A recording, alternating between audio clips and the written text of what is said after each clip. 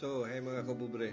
So I saw a video recently na itong taon to, pinapadalhan ng mga delivery, Jollibee, may mga materialis pa doon sa sa bubong yata yun, kahoy, metal, something.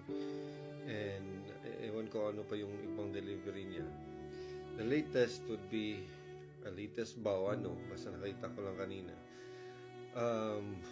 bulaklak ng patay or sa patay. So yun nga, tingnan natin, then I'll react later or give a reaction later. Uy, si Boy Dila! Boy Dila, oh! Kagising lang. Boss, kanina yan, boss. Kanina yan. Okay, Lister. Sel, makinig ka. Makinig ka. Itong Lister Castro na to, na-scam pala to. Ayun, boss. Dexter Castro din. Oh, Dexter Castro din, oh. Ilagan to, boss. 1936. Grabe kayo. Sa kanila to. Yun yung in-order nyo. Grabe kayo, oh.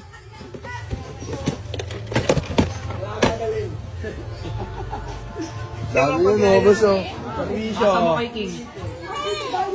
Sino yung literal na permission? Yun yung sabihin. Ano nyo? Grabe yung mga naghahanap buhay, oh. Umiiyak yung sakit, eh. Kawawa yung mag-aabono niyan. Ayun din, si Kuya din. Oh, tignan nyo, oh. Kakakating lang, oh. Mga na-permission nyo, oh. Grabe kayo. Grabe. Ano, mga naghahanap buhay, oh. Pingigda mo. Grabe, oh. Pinayaran niya to, eh. Hindi sila maawa. Yung ginamit na address 104. Putangin mo mga yun, eh. Ah, may parking po. Mga permission nila, oh. Saan daw yung bang? Dito yan. Magkano yan, boss? 360. 2360, oh.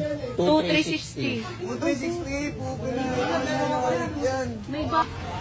Yan, kanina yan. Lister Castro. Baka naman kami dyan, ha? Baka ng dami naman yan. Last time naman ito, oh. Tangin na, pre. Magpapagawa yata yun. Scam lang yan niya. Scam lang yan niya. Pasensya na po. Dexter? Ano pa yan, kuya? Dexter Castro yan niya. Ikaw palang unang bante yan. Karamihan. Grabe ka na, kuya. Hindi lang 30. Hindi lang 30. Ikaw palang unang ban. Ito pang na kayo. Eh, Lola. Eh, sumikat ng fiesta kasi. Okay na, 378 niya. Tumating na naman daw na rider. Dexter Castro. Sura mo. Kano yan, boss? 620. Wala ko yan, boss. Scam yan. Aray ko. Ginagamit ang pangalan ng tropa. Jollibee nga, 2,000. Jollibee, 2,000. Uy, si Boy Dila! Boy Dila, oh. Kagising lang. Boss, kanina yan, boss. Ano yan? Anong ano yan? Grabe, oh. Mga bala eh. Bilaklak, oh. Ito pangalan niya. Mga ungas, oh. Gogo, nakauban na tao. Magkano yan, boss? 2,800. Grabe kayo, oh. Saan nga yan yan? Marami mo yan yan. Kupal yan, yung kausap mo, kupal yan. Kupal yan. So yun. And sa kastigan nito, yun, siguro maraming talagang galit. They're willing to risk yung mga mafo-fraud sila or scam. Gagawa sila ng scam para lang dito sa taong to. So ewan ko ba, just to share, alam nyo, mas siguro na damage or mas purisyo yun sa mga riders compared sa taon to.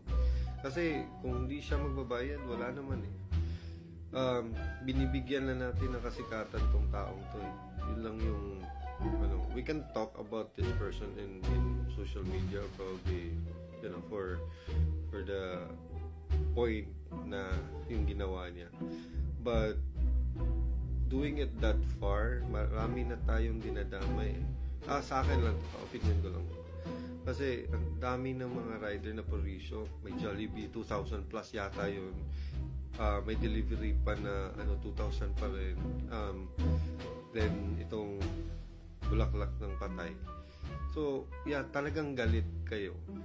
Galit kayo. I mean, for me, galit kayo. Puntahan nyo na lang. I mean, puntahan nyo, have a, I don't know, discussion, paalam nyo sa mayor siguro sa office ng San Juan na dapat off the streets or baka may penalty. Yung marinig lang ng mga tao na may may equivalent yung ginawa ng taong to. Yung parang ganun. Or kung sino man yung nakot yung video sa panahon ng festival. That's for me. Kasi if walang maririnig yung tao na walang pinaparusahan is they would just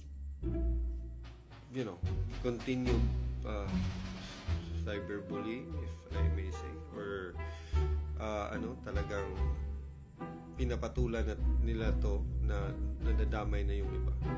So just for me, if this would reach to the mayor of San Juan, siguro ipapublic na lang na may naparusahan, kung pwede may public apology, yung makikita ng mga tao na hindi nagdudusa, but they're accepting their guilt, parang ganun. Kasi mahirap to eh. Pinapabayaan na natin, the longer it gets is the worse it will get. Yun lang. At sa mga taong nagsisend, stop it. Because for me, I mean, you're taking the risk na makukulong kayo. Kasi makukulong kayo dyan eh. Kung sa pagkakalam ko. And second of all, namumurisyo na kayo sa mga delivery riders or sa nino man, businesses. Yun yung purisyo na binibigay nyo, hindi sa taong to. Kung gusto nyo, bigyan ng purisyo to, puntahan nyo na lang. Puntahan nyo, kausapin nyo, ano ba talaga, ganyan. Not to pick a fight. Yung masasatisfy kayo na makikita nyo kung regret, yung term, regret sa ginawa niya. Or punta kayo sa office ng mayor, then turo nyo, bahay nyo. I mean, alam nyo man yung address kasi pinapadalhan nyo. Then, turo nyo saan tataputin to ng office of the mayor para ma-penalize na. Yun lang. Thank you. Leave your comment, like, follow.